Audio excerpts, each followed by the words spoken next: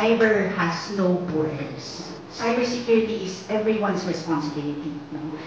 Because collectively, pag lahat po tayo, pati yung bawat mamamayang Pilipino ay mapanuri sa cyber domain, collectively we are forming that barrier of cyber defense. We are doing due diligence in detecting the presence of these sources by the side of the AFP. We consider this as an issue of concern, considering this critical infrastructures, and of course, even our military camps and our MB camps are part of this. So this is national security concern, and we're really looking intently on this. The AFP has been performing its mandate. Hindi po tayo umalis. We have never left the area. Secondly, from joint headquarters perspective, we are upping the tempo when it comes to multilateral maritime operating activities.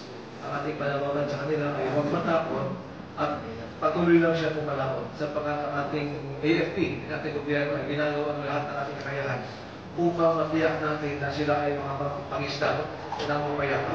The AFP ensures that our sovereignty is preserved no matter the form of threat it takes.